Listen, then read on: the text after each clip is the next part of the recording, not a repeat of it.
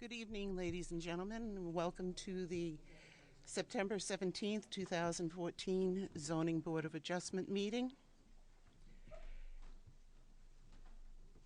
And Phil, would you lead the pledge, please?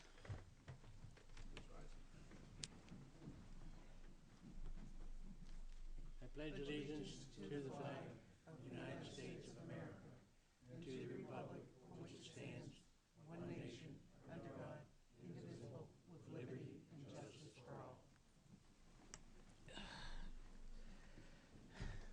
Trying to check your mic. I know it's on, but it's not working. No, It's on. it's on. You may have to get it close. Patrick, would you read the preamble, please?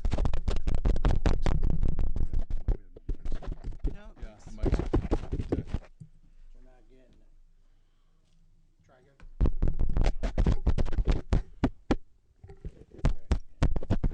Okay, it's live. All right, thank you, Madam Chairman. All right, good evening, ladies and gentlemen. For the benefit of those who've not attended these hearings, the procedure is as follows. The petitions will be heard in the order that they are posted in the legal notice. However, the chairman may change the order with the consent of the board to expedite the public hearing as appropriate. We allow each petitioner to state why his or her petition should be granted following the petitioner's statement. Any abutter or interested party is allowed to speak for or against the petition. In the interest of getting all the facts, we will go around a second time. The board may elicit testimony at any point, but we cannot allow cross-discussion.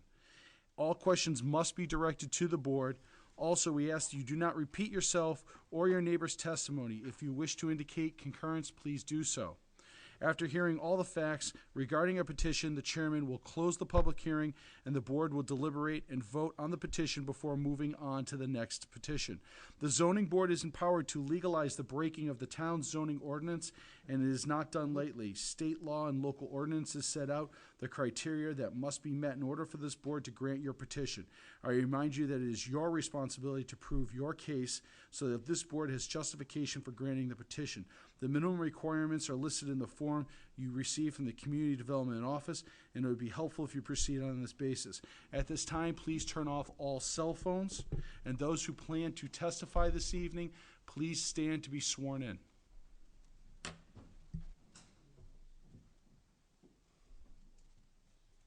Good. If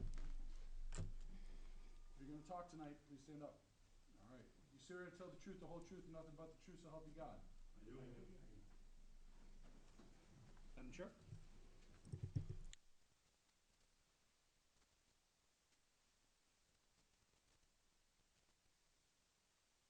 All right. All right, just to make mention that the next ZBA meeting is scheduled for October 29th, 2014.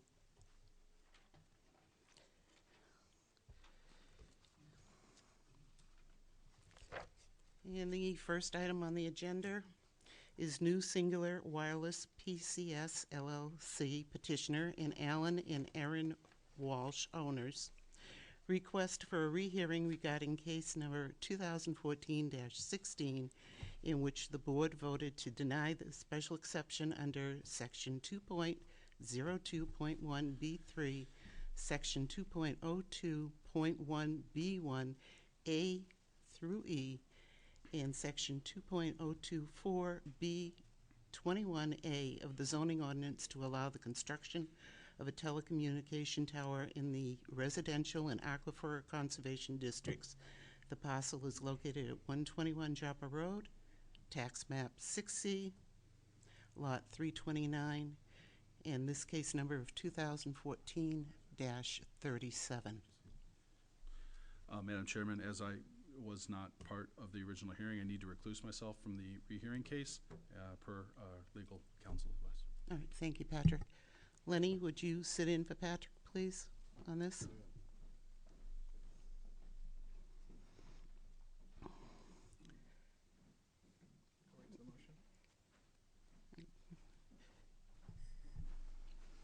Based on the advice that was provided to us by our legal counsel, I am making the motion to grant New Singular Wireless PCS LLC and Alan Aaron Walsh owners a request for rehearing regarding case number 2014-16, in which the board voted to deny a special exception under Section 2.02.1B3, Section 2.02.1B1A through E, and Section 2.02.4B21A of the zoning ordinance to allow construction of a telecommunication tower in the R residential and aquifer conservation districts. This parcel is located at 121 Joppa Road, tax map 6C, lot 329, case number 2014-37. Do I hear a second? I'll second that motion. All right, and before the vote, I would just like to make this comment that we've spoken with our legal counsel and we've reviewed the motion for the rehearing. This board wants everyone to understand whatever happens on the motion for this rehearing does not mean we are granting or denying the application in any way or the other. And all in favor, say aye. Aye. Anyone against? 5-0-0.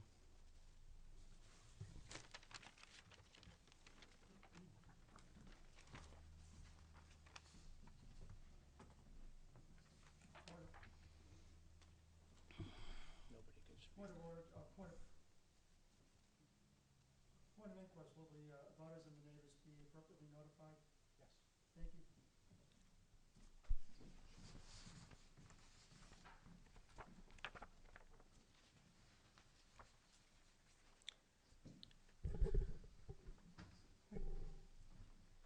Lenny, would you tell Patrick to come back in?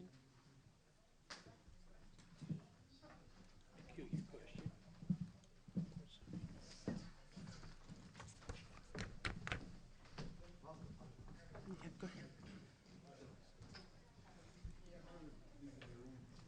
Right.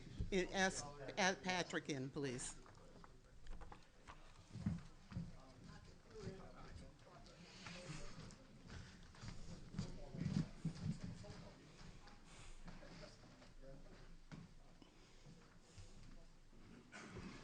All right, the next item on the agenda is Wayne Doyle, petitioner, Payless Used Car Sales, and Frank Twardowski, owner, seeking a variance under Section 2.02.4B of the zoning ordinance to allow a used car sales business in the I-1 industrial and aquifer districts located at 7059 Daniel Webster Highway, tax map 7E, lot 042-01, case number 2014-35.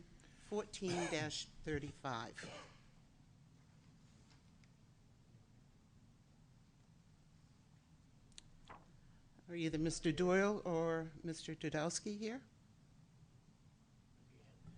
Madam Chairman, seeing that this is now the second consecutive meeting where the applicant has not appeared before the board to present his case, I would recommend that the board table this petition indefinitely, such that any future petition for this property require re-notification of all abutters. All right, do I hear a motion to table? So moved. Is there a second? All in favor, say aye. Aye. Anyone against? 5-0-0.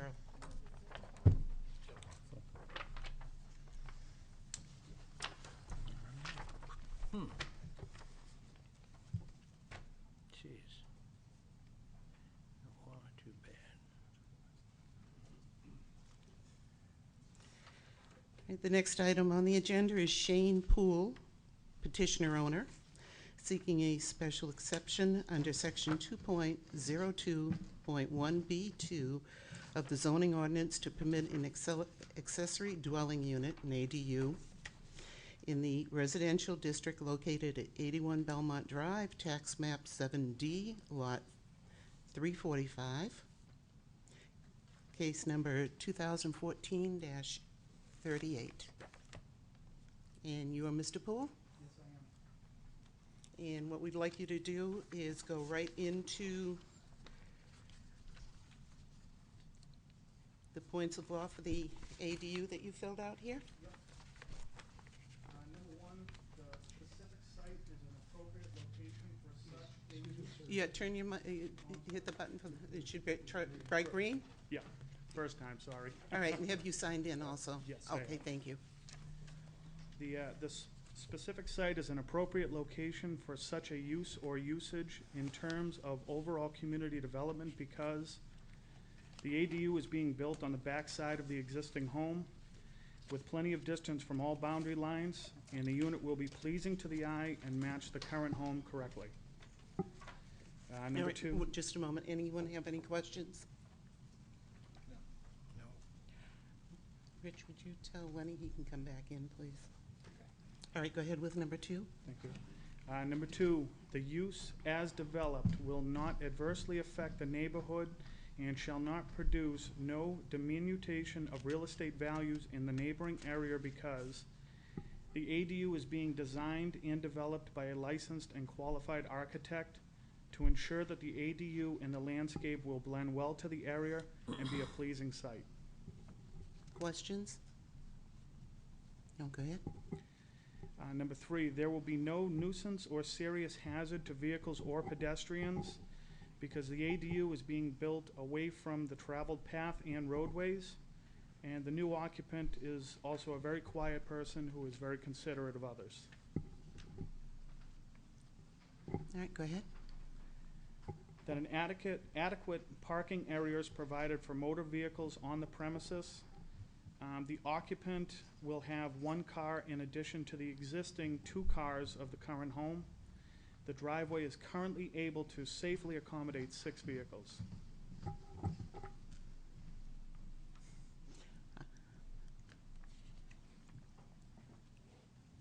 Yeah, you just finished number 4. Okay. All right, go ahead. Thank you. The ADU is contained within or will be an addition to an existing or proposed single-family detached dwelling. The ADU is being built on an existing ranch-style home with both an ingress and egress to be built into the ADU. Go ahead. Number 6, the ADU contains no more than 1 bedroom. If you please see the attached floor plan that should be in the packet, there is only 1 bedroom being designed and built into this ADU. Go ahead. Number 7, the ADU does not exceed 1,000 square feet in area or 50% of the area of heated living space within the principal dwelling unit in area, or whichever is smaller. The current dwelling is 1,120 square feet of heated living space. The ADU is being built at 546 square feet. This is only 48% of the original floor space. Questions? Go ahead, sir. And number 8, the ADU is connected internally to the principal dwelling unit. If you please see the attached floor plan, there is a doorway from the current sitting area to the new living room area. Go ahead. And number 9, the ADU occupancy is to be restricted to family members only, with the term family defined as individuals related by blood, marriage, or adoption to the fee simple owner occupants of the principal dwelling unit. This ADU will be occupied by my retired mother. And number 10, the Go ahead. ADU is designed to remain functionally dependent on the principal dwelling unit and will not have provisions for separate utilities, garages, driveways, yard, and other similar amenities. All utilities will be supplied by the existing home, including the water, sewer, and the electrical, along with the driveway that was mentioned earlier. All right, does anyone have any questions or comments? Nope. It's pretty straightforward. All right, may I have a motion, please? Yes, I'd like to make the motion to, Before you make a motion, we need to open it for the public Oh, hearing. I'm sorry. Oh. Been a long night. Okay, I open the public hearing. Is anyone here to testify for this special exception? Anyone here to, did anybody want to testify for it? Anyone want to testify against it? Close the public hearing. Thank you, sir. Motion, please. okay. I make the motion that we grant Shane Poole special exception under section 2.02.1B2 of the zoning ordinance to permit accessory dwelling unit in the R residential district located at 81 Belmont Drive, tax map 7D, lot 345, case number 2014-38. With special exception. With Is the it conditions just- recommended by staff? With the conditions of, one, execution of declaration of covenants for the accessory dwelling unit, form will be provided by staff, and payment of the Hillsborough County Registry of Deeds recording fee for the recording of the declaration of covenants for the accessory dwelling unit. Second. All in favor? Anyone against? 500. Thank you very much. Have a good evening. And, go ahead, Tony. It's gonna be about 30 days. You can start right away if you want to. Okay. Tony, People have Tony, 30 days to say yay or nay. Tony, Okay. you might. It's up to you. It's on. I'm sorry. No, that's okay. If you want to start, you can, but in those 30 days, somebody might say, hey, I don't like the idea. Maybe don't do anything permanent then. Don't do anything permanent. I'm not telling you to do that. There's a You're trying to statute, get me in trouble, aren't you?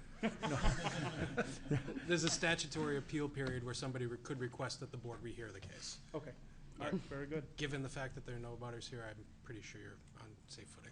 Thank you very much. Thank you. Have a great evening. Good luck. You too.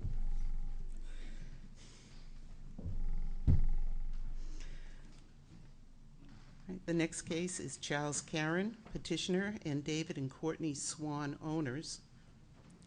Special exception under section 2.02.1B2 of the zoning ordinance to permit an accessory dwelling unit, ADU, in a residential and aquifer conservation district located at 6 Wilson Hill Road, tax map 5B, lot 208, case number 2014-39.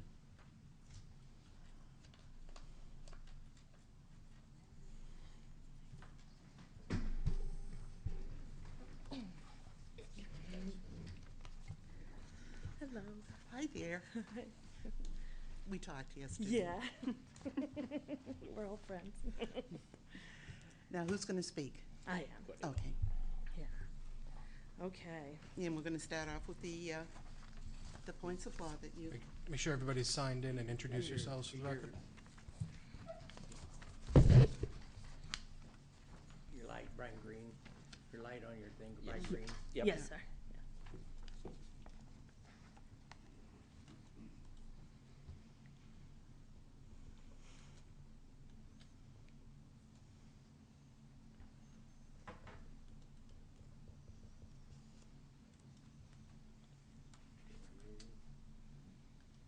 why don't you start off, Courtney? Okay.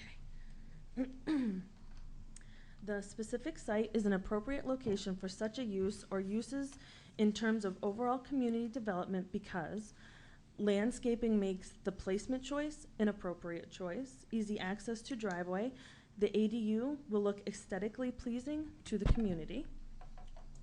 Questions? Go ahead. Identify herself. Oh, right. Would you just give your name? Sure, I'm Courtney Swan. Number 2, Courtney? Okay. The use as developed will not adversely affect the neighborhood and shall produce no diminution.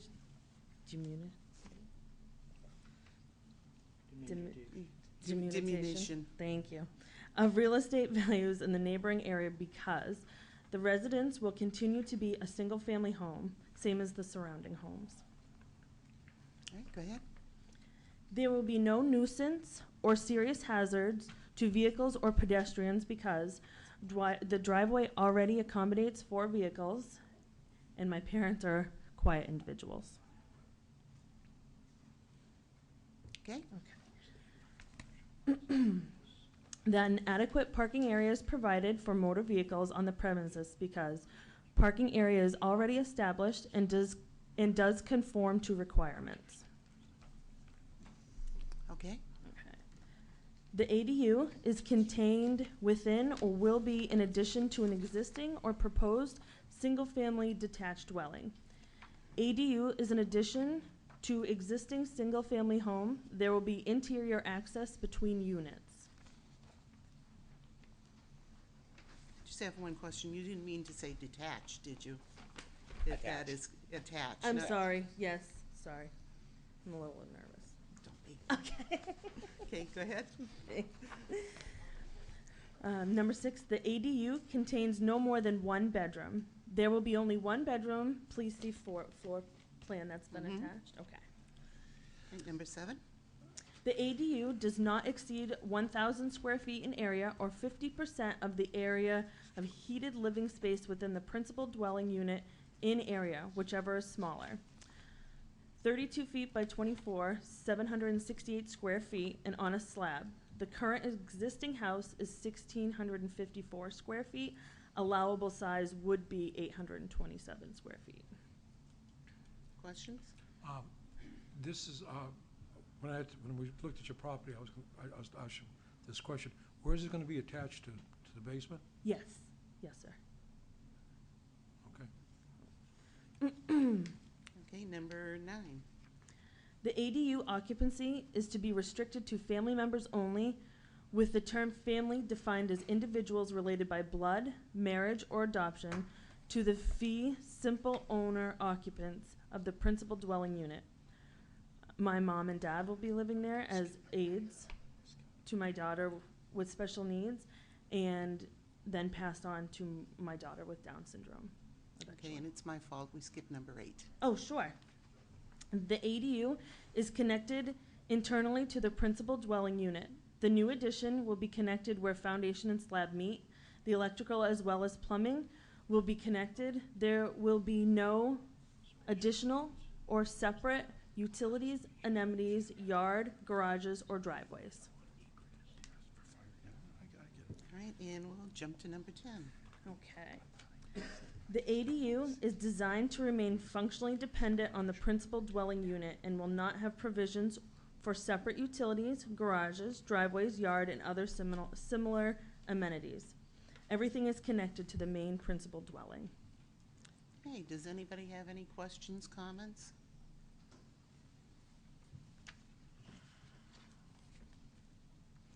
Okay, I'll open the public hearing. Anyone who'd like to testify in favor of this? Is there anyone who'd like to testify against this special exception? Okay, close the public hearing. Do I hear a motion? Motion to approve Charles Karen petitioner and David and Courtney Swan owners special exception under section 2.02.1B2 of the zoning ordinance to permit an accessory dwelling ADU in the R residential and aquifer conservation districts located at 6 Wilson Hill Road, tax map 5B, lot 2008, case number 2014-39 with board. Should the board grant the request, special exemption from staff would include 1, execution and declaration of covenants for the accessory dwelling. This form will be provided to you by the staff. And then payment of the Hillsborough County Register of Deeds recording fee for recording the declaration of covenants for the accessory dwelling unit. Is there a second? Second. Well, all in favor, say aye, please. Aye. Anyone against? 500. And again, you have 30 days in case somebody appeals. Okay, great. Thank you. Thank you so much. Good luck. Thank you.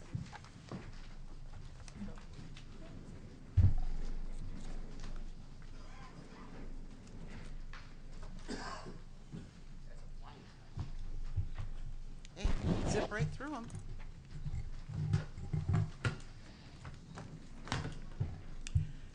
Okay, ready? All right.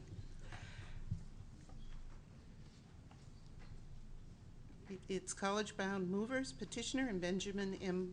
Basowski, Jeffrey Clegg and Jessica L. Clegg, Jacob J. Mitchell and Ethan L. Mitchell, owners, requesting a variance under section 2.02.1A of the zoning ordinance to permit parking for employees and customer vehicles in a temporary mobile storage units located at the I-1 Industrial and Residential Districts in Wellhead Protection Area at 22 Continental Boulevard, tax map 3C, lot 085, case number 2014-40.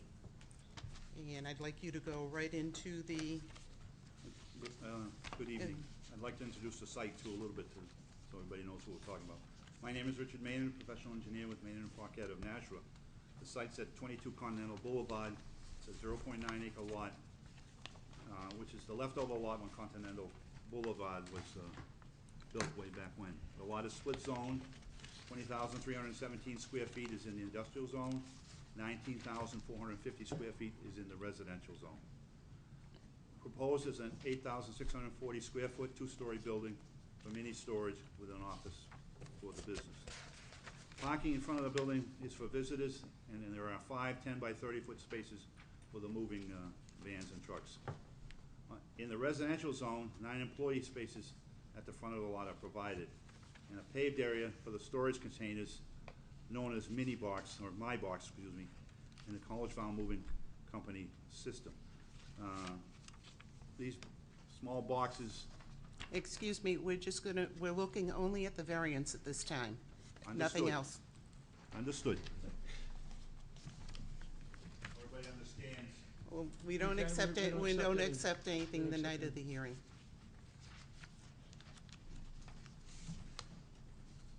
Yeah, if you just go into the points of law, then we'll cover all that stuff. Okay, when we've we- been out and we've looked at the site, so we know. I just want to make sure that people understand what the My Box system is. It's a storage box that's generally 8 by 12.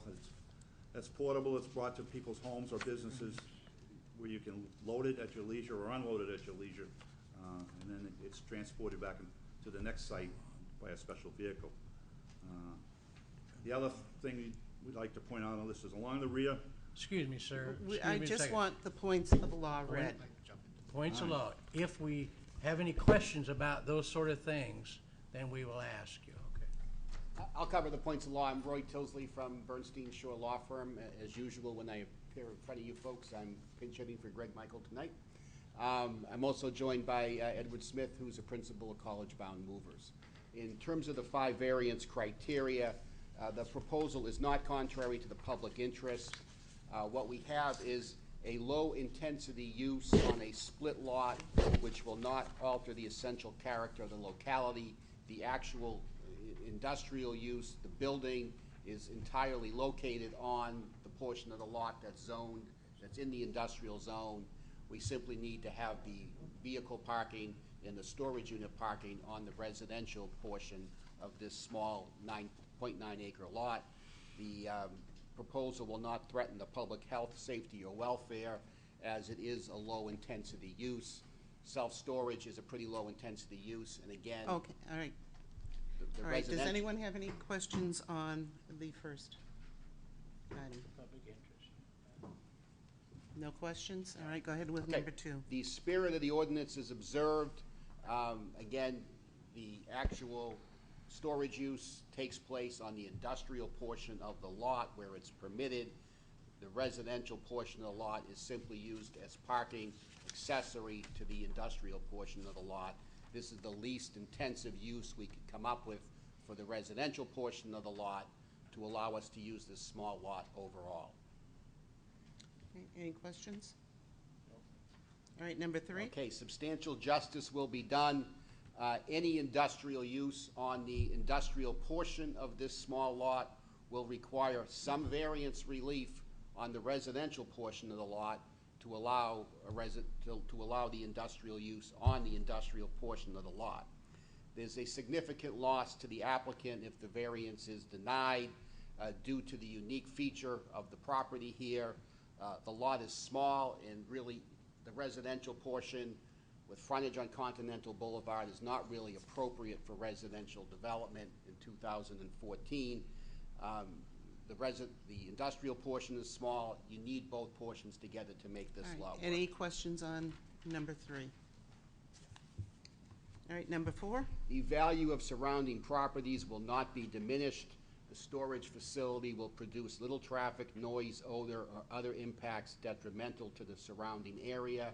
We do plan to propose to the planning board appropriate buffering in terms of a solid fence to the residential properties to the rear to provide some protection to those properties.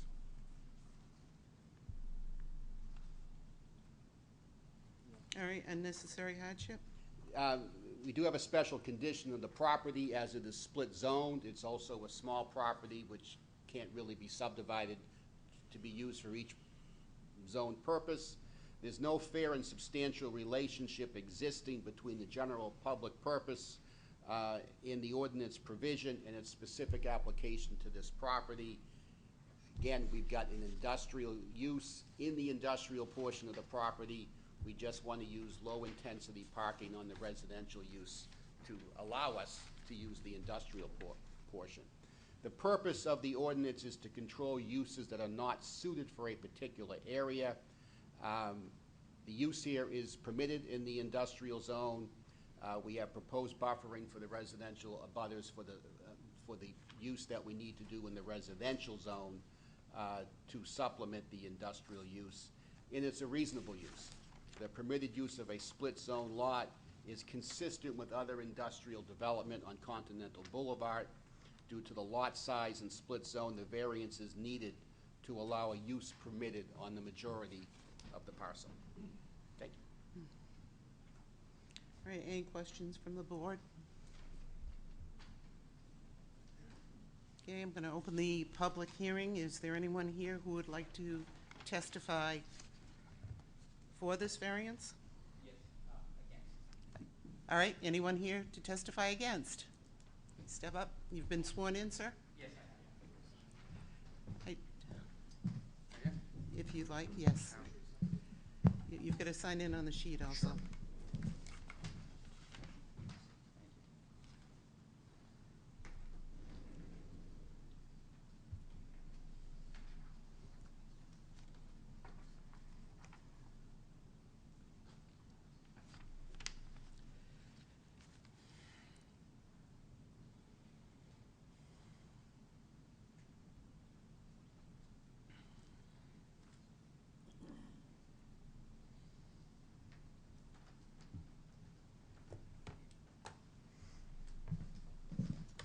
My name is Gary Pettis, and I live at 3 Talent Road.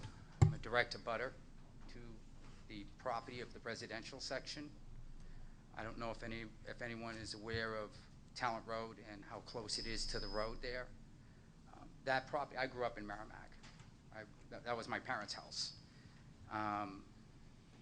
That property, when Tamposi, Nash, and Watson built that property out and Continental Boulevard went through, that property was like dead land that was left over. And we had woods around there. And Tamposi owned the property that's the building on Continental Boulevard, right against Talent Road. He took down all the trees completely. Didn't meet slash law, didn't meet Basel law, and he tore out over 10,000 board feet. Didn't put anything back. We went to the town realized that there's a lot of errors on it. We did have a buffer in place, but when the town agreed to have the building put in, they never went as far as saying what the buffer would be because there was already over 100 feet of woods. So there was no reason to call for a buffer, an exact buffer dimension. Now we have nothing. We have the lights coming in from the loading docks across right onto the property, right onto the street. We also have the firing range right down below, which is about 300 yards away from Bob Arb's house.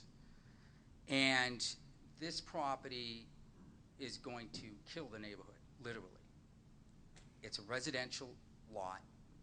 He still hasn't put, for years, he hasn't put a 120-foot fence, which is supposed to go where you enter into the loading dock area. There's supposed to be a 100 or 120-foot fence that's supposed to be installed there, which was never installed and still hasn't. And I believe the town actually noted to him that he has to put that in.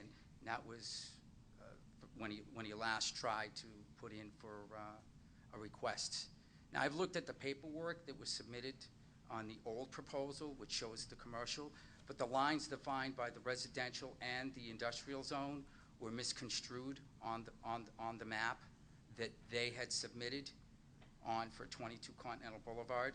And I would have you take a real close look at that and take a close look at how much the value is going to go down on my property as well as the other abutters on that property.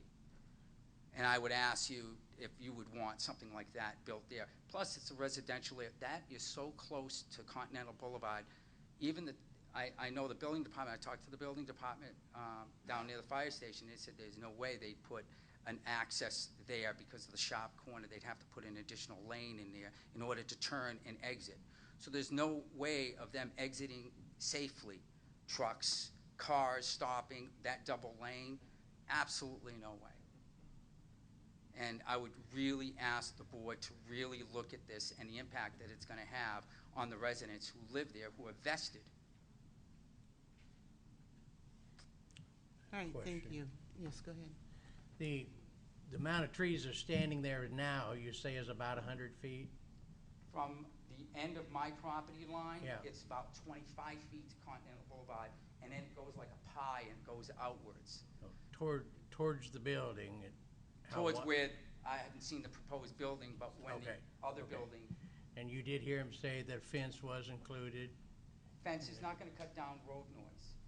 We have enough traffic coming around that Okay. corner at 40, 50 miles an hour. And I don't know if you know that area very well, if you drive it Sure. a lot. Yeah, I you live know as there. well as I do, it's a very fast-paced road. And exiting out of there for the waterwork department is hard enough, let alone the residents trying to get out onto Continental, especially crossing the street. Yeah. Because when they come around that corner at 45, you have to make a judgment call, pull out or don't pull out. Okay, Very- but I understand that, but we deal with use. Is this a proper use of the land? Planning board will take a look at traffic. It's not a proper use, it's a residential zone, it's always been a residential. And it's so close to Continental that it's just gonna just take away from the whole neighborhood. I mean, you really have to look at the property and see it. When you walk it, you'll see what I'm saying. Yeah, I looked at it. And it's very tight. And those parking spaces that he wants in there are very tight. Because they have no other, and how are they gonna get access into there? They have no access. They would have to use Tamposi's entrance to the back of his loading dock to get access. That would be the only way. I mean, you have to look at the whole picture when you're looking at this. You just can't, say, oh, okay, looks fine and Well, pass. actually, we don't. Yeah. The zoning board looks at land use. Right. Is this a proper use for that land? It's not a Plant- problem. Excuse me. Planning board then looks at Right. traffic and, Right. and all of your concerns. Buffers, yeah. Noise, buffers, all right. Right. So We're our just, focus is pretty narrow. right. There's a huge gully there for water drainage for Continental Boulevard. You're gonna have a lot of problems in there. Those spaces that they're talking about is very tight to Continental Boulevard. It's very tight. It's not like there's plenty of room back there. There isn't. I can walk from me to you on the corner of my back of my lot. I can walk from me to you, and I'm on Continental Boulevard. That's how close it is. Yeah. Tim, do you have anything to add to this?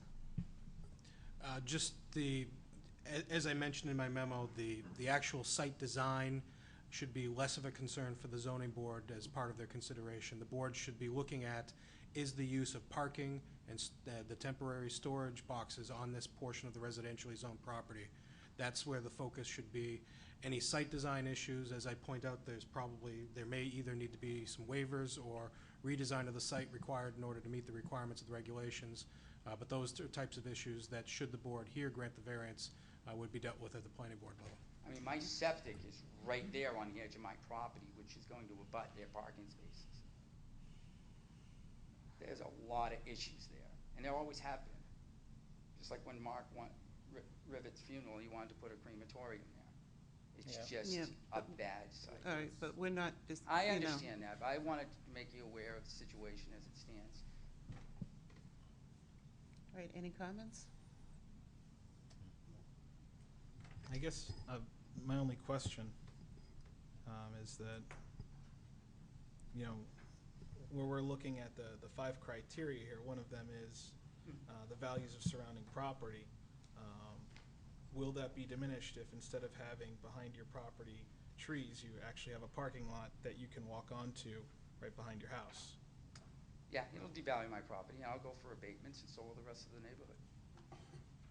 I mean, it's gonna kill the neighborhood, like I said.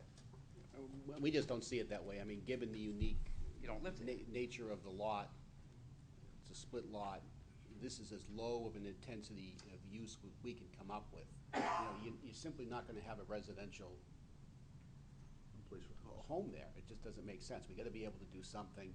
This is as low intensity as we can come up with and shouldn't really have any effect on the values. That's why Dick was so anxious to talk to you about the buffer, because we wanna make sure we don't have an effect on the neighborhood. All right, But- thank you. Hold on. No. Lenny, it's a public hearing. You got any thoughts? No? Okay, I'm going to close the public hearing. Oh, actually, there's Is there anyone two other else? butters here. Is there anyone else who'd like to speak?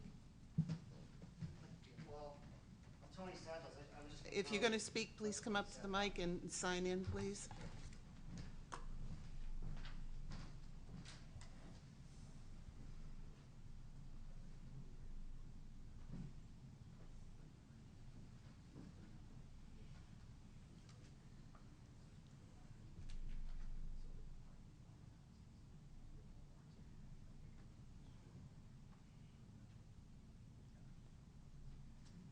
While he's, if I may, while he's signing in there, I'd just like to reiterate the point that those are all valid concerns, but not at the zoning board. Those are planning board concerns, and we can only talk about use of the land.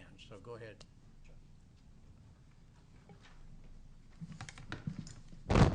Yeah, my name's Tony Santos. I live at 4 Talent Road. I have much of the same concerns that Gary does. I'm not gonna repeat them, but I am concerned about my property value. I did put over $20,000 into it, replacing the septic tank, siding, and other work I did around the house. I'm just concerned that the house I bought a few years ago will diminish in property as a result of this request over here. So I'll keep it simple. All right, thank you. Anyone else that would like to testify against or for at this point? Well, if we make a motion, we'll make it on condition that the planning board approves it, so. If there's a motion for, I mean.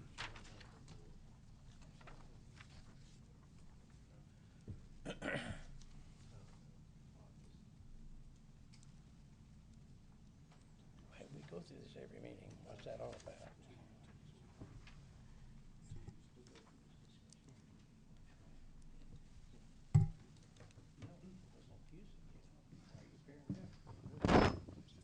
Yeah, I'm Russ Dion.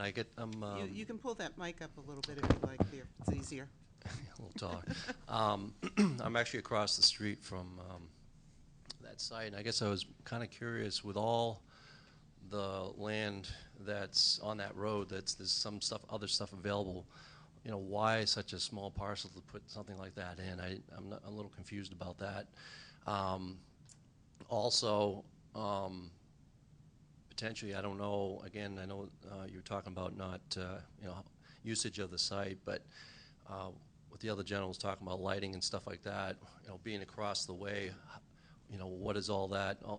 They're going to need more lighting in that place. All right, that's a planning board item. We can't answer that. And again, that road's fairly dangerous to be more trucks coming in and out of there. That's going to get a little weird because they got ADM and the hydraulics place, and there's all kinds of stuff going on there. It gets a little dicey. Now you're going to have more trucks coming out of that lot, and you know, it's kind of a cluster. It's really stacking them hard. So. Be sure and go to the planning board and tell them that. Yeah. So, but other than that, that's all I got. Okay, thank you. Tony, did you want to say Yes, something? Sir, can you put your name? Oh. You didn't say your name. I know you wrote it down there, but for the record, Russell Dion. thank you. Okay.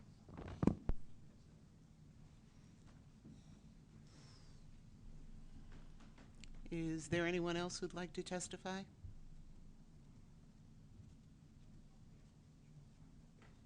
Would you like to rebut? Just to tell the board that we're well aware that we got to go through the planning process and that we're going to have to address all of these types of issues with the planning board. But we think in terms of a variance in the use, this is an appropriate variance for this particular specific property. Okay, one more time. Anyone have any comments? Mhm. Okay, I'm going to close the public hearing. Do I hear a motion?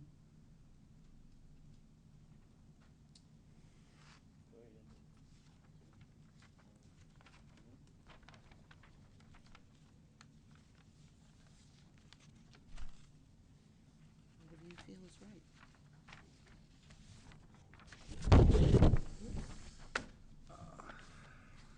I mean, we're not, no public discussion at all on this, or for more discussion on the board? More discussion, I mean, as far as board discussion, I don't have anything to put, I mean, yeah, I don't know if anybody else has anything they wanna add before making a motion here. Anybody? Well, typically, the motion and the second, then we No, can discuss oh, it okay. before we vote. No, I just was Sometimes we trying to jump do it into the other way. vote Yep, no, I was too trying to do it quickly, the other so whatever you want to do, however you want to do it. way. Okay. I make a motion not to approve College Bound Movers petitioner and Benjamin M. Basowski,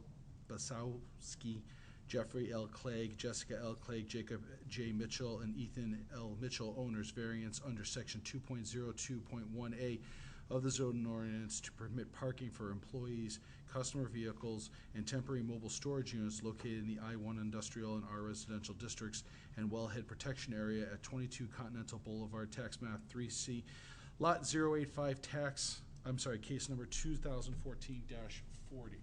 Justification for denial? I don't think that meets the hardship or improper use of the land, based upon testimony that was provided. Anyone else like to say something? Second. Bill? Yeah, I would like to speak to that, Go I ahead. think. This is awful lot like the simplex rule that kind of turns zoning boards on their head. When two zones come together, the court ruled that the owner of the land had a right to develop it. That's not to say your concerns are not valid, but you need to take those concerns to the planning board, okay, sir? I'm talking to the gentleman in the back. Planning board. As far as just use of the land, I think the courts have been reasonably solid on the fact that the landowner has a right to develop his land. Again, planning board will take a look at how it's developed, but our concern is use, and so I think I'll be voting no. I think I think we need to at least pass this on to the planning board and let them take a look at it, and maybe even get get a legal opinion, maybe. So. Tony? Anything? Rich? My only thoughts are, one thing that we see time and time again on this board is when an abutting property is not necessarily the same type of property that it's near, having an effect on property values. So in this particular case, it's marked residential for a reason, and a parking lot, we wouldn't approve a parking lot on a house, so it's residential. And it could affect property values if your backyard happens to be a parking lot. Tim, were you going to say something? I would just recommend that before the board votes on the motion, that there be, in anticipation of potential request for rehearing if the board denies this, to be very specific about the reasons why it does not meet the hardship requirement.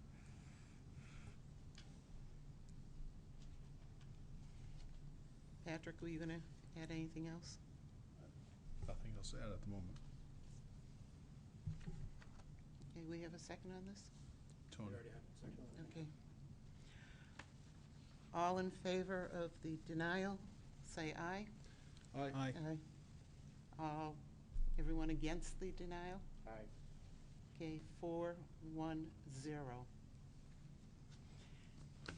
Thank you. And as he said, you can come back for a rehearing. We will.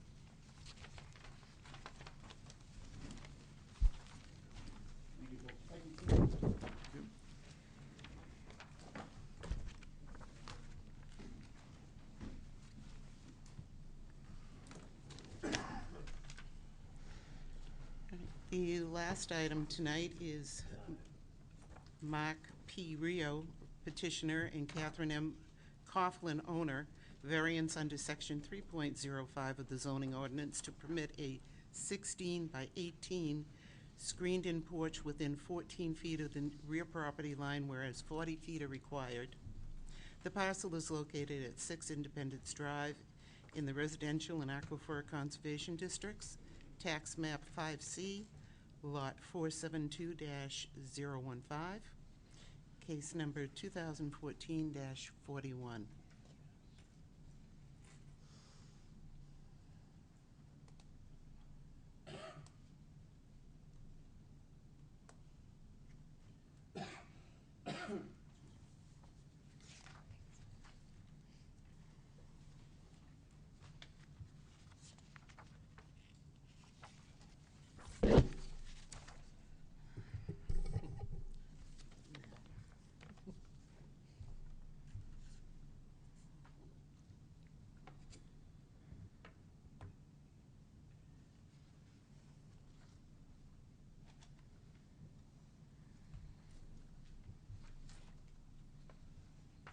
Okay, and would you start out with the points of the law that you, the questions you filled in, please? Very well. My name is Mark Rio. I am the petitioner. Thank you for allowing me this opportunity to present this petition to the board. Number one, granting the variance would not be contrary to the public interest. Granting the variance would not be contrary to the public interest. The public interest is as... Excuse me, sir. We might need you to start over. Are we good to go? Yes, good. Thank you. Good evening, ladies and gentlemen. My name is Mark Rio. I am the petitioner. Thank you for allowing me this opportunity to present this information to you. Number one, granting the variance would not be contrary to the public interest. Granting the variance would not be contrary to the public interest, as it is a private dwelling. The proposed screen porch will enhance the use of the home, as well as be consistent with the improvements completed in the area. Any questions? No. All right, number two. Number two, the spirit of the ordinance is observed because the proposed screen porch will improve the use of the home and enhance its value. All right, go ahead. Number three, granting the variance would do substantial justice because it would enhance the value of 6 Independence Drive. It would enable a property owner to further enjoy their home and the enhanced rear yard. Complement the neighborhood as many of the homes display various enhancements. Yeah, go ahead, sir. Number four, for the following reasons, the values of the surrounding properties will not be diminished. The owner has made significant improvements since the home was purchased. New fencing, installation of shrubs, in addition to placing a sod lawn. The proposed screen porch will enhance the property and be consistent again with the neighborhood. Questions? Go ahead. Number five, unnecessary hardship. Simply due to the lot size versus what the regulations allow. All right, the next part of it. Number two, the proposed use is a reasonable one because denial of a variance for the proposed screen porch would create a hardship for the owner by denying the use of unreasonable enjoyment that would be achieved with the screen porch. All right, go ahead. Actually, before you get to, if the board is comfortable with his explanations for 1 and 2, you don't need to get into Part B unless you feel he hasn't met that. No questions? Comments? As far as the hardship goes, I understand what you mean by what you're saying, but if you could just elaborate a little bit more from what you have on here. You know, for example, no fair and substantial relationship exists between the general public purpose of the ordinance provision, the specific application of that provision to the property, because you'd stated just simply due to the lot size versus the regulations. If you could be maybe just a little bit more detailed on what you mean on how that's a hardship. Certainly. In the initial purchase of this home, as the floor plan permits, where the screen porch would interface with the back of the home, there's a sliding glass door, which is the most logical place for an addition that is the proposed screen porch to appear. And along with that, in viewing the other properties in the neighborhood, such as number 10 Independence Drive, they have had a number of improvements such as this, which extends beyond what we're proposing to do, and as thus would present a hardship to the homeowner. With the anticipation in purchasing this home, that's what they had in mind.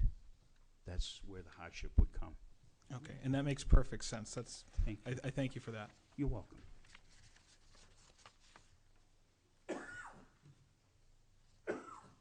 Any further questions or comments?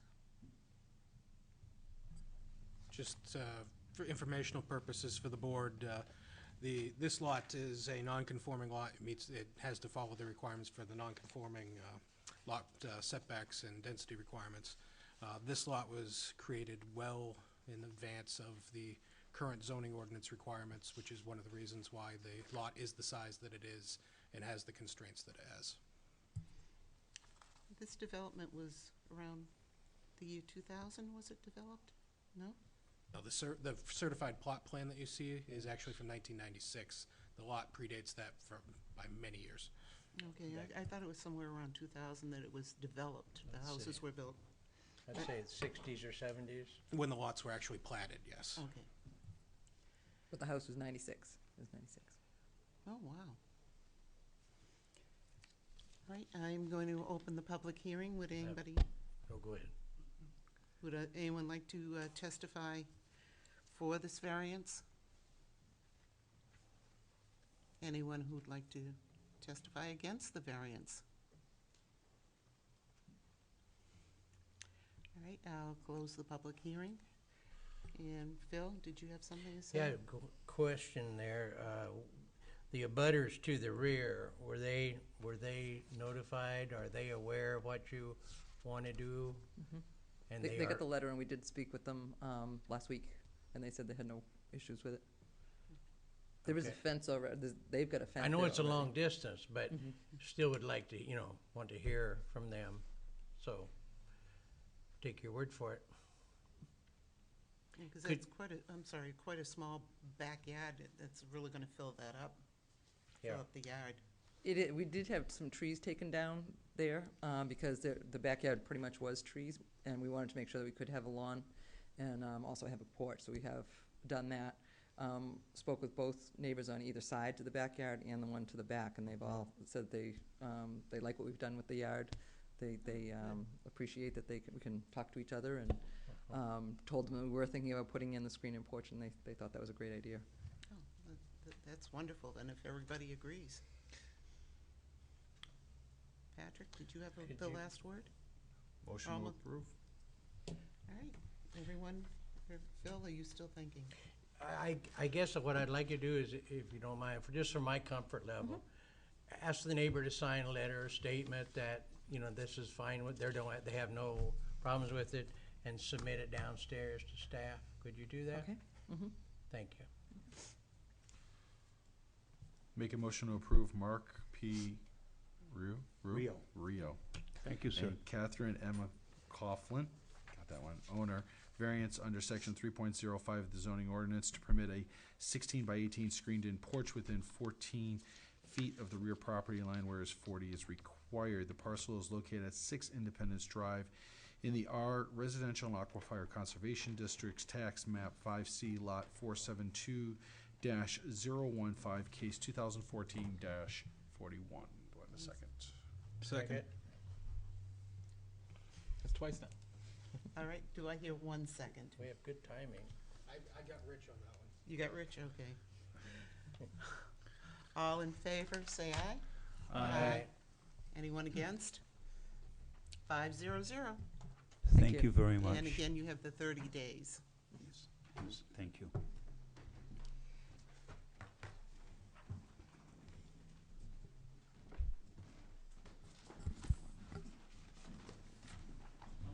Anybody wants to discuss the minutes?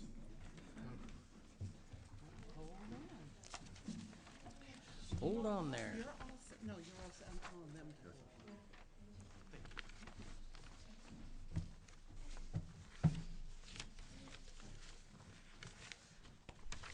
Who's this guy? He's got questions for after the meeting's done. He has a question. It's the attorney for AT&T. I can hear you. He's the attorney for the tower. Oh. He's the AT&T attorney. Oh. So we said not to let him speak, but, you know, your call, see what he wants to talk about. Oh, I want to see what the question is. All right, sir? Hi, Madam Chair. If I may, I'm here on behalf of my colleague Brian Grossman, as Tim has indicated, just to observe the board's deliberations on the rehearing request. Something came to Mr. Grossman's attention late in the day today that I'd hoped to speak to Tim before the meeting began. Unfortunately, got caught up in traffic heading up here this evening. So, if it would please the board, or if the board would permit, Could you, Have a seat and and sign in. sign Tell us in. who your name is so we can get it all on record. Great. And again, my name for the record is Adam Kurth of Anderson Krieger, again here on behalf of my colleague Brian Grossman, here to observe the board's deliberations on the rehearing request. But as I said, I certainly understand that the board, because it was a rehearing request, wasn't taking any testimony this evening. So I'd be happy if it's the board preference to relay the information to Tim, who would then relay it to the board if that's the board's preference, or if I'd happy to just explain the situation. It relates to a deadline that relates to the application that the board may want to take care of a matter before they adjourn the meeting tonight, so. If this is reference to the shot clock, we're aware of it, and we've already had legal advice regarding it. Just a 150 day? It does relate to that, and I can speak further if the board wants to permit it, but it's up to. No, We actually received guidance on that From our legal. from our Yeah, legal. we had a legal counsel. Okay. So I guess the board doesn't want to hear any more from me, or? Correct. You are correct.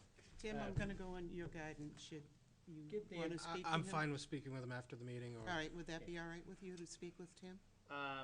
Yeah, I mean, I think it might be something the board would want to consider acting on or taking a vote before they adjourn this evening. So again, I'm happy to speak to Tim. It's Why- not. why don't you- Or speak to the board. Yeah, I'm Why don't happy you speak to explain. Tim and he'll relay it to us? Okay. All right. And Great, thank you, I if we appreciate it. need to do something, we will call a special meeting or whatever. Oh, so speak to him afterwards, and if the. Yeah, speak to him after we adjourn.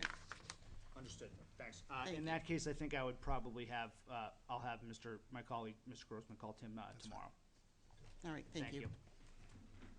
I'm sorry, I'm just signing my name in for the record here. Thank you, and I appreciate the board's time.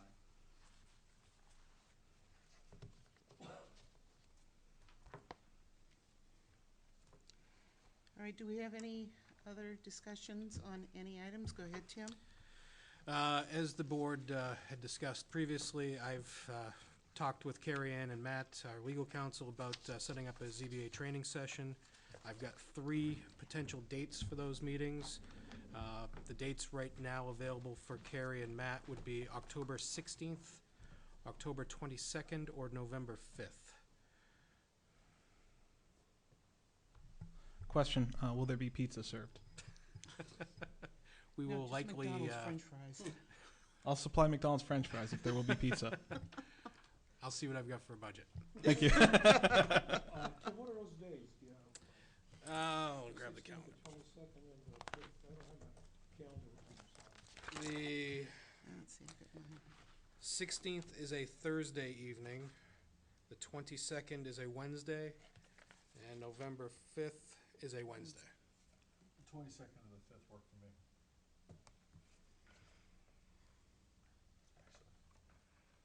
Fifth is right after Election Day. Yeah. 22nd, should, 20, say 20th or 22nd? 22nd. That should work for me. I could 20 make this- I could make Thursday the 16th work as well. I mean, it's. Oh, 22nd's good for me. The 22nd would be a week prior to the next regularly scheduled meeting. All right, consensus of the board? You just let me know, I'll be there. Tony? Okey dokey. 22nd? 22nd or the 5th is okay with me. Phil? Yeah, 22nd will work. Okay. Should work. Patrick? 22nd. 22nd it is. Can I ask, do we have a plan, agenda, what to discuss, or what will be discussed or covered? Just, There was the list of topics that the board had come up with at the meeting back in July. Those have been relayed to Matt and Carrie Ann. They're going to be prepared to discuss each of those things. So I think if you look at the minutes of the meeting in July, the list of topics would be in there. It was a pretty extensive list. for those of us who may have disposed of that. And who you have a who copy were of not some? there. Give me a second, I will, those to us?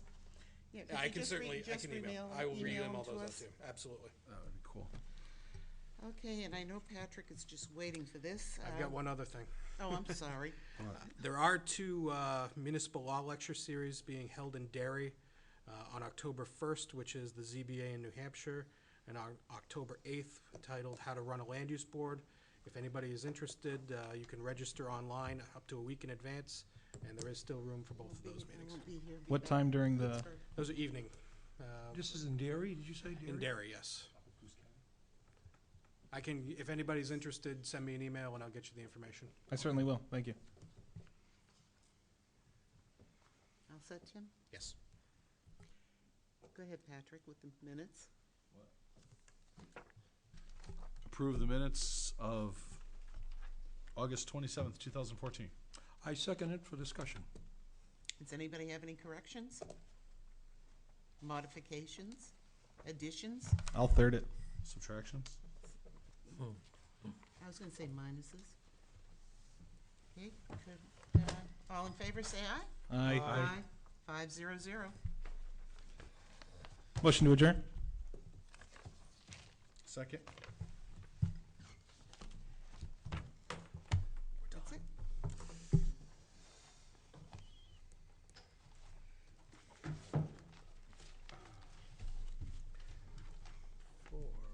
All in favor? Adjournment is a non-discussionable motion. Am I right, Tim? Non-debatable.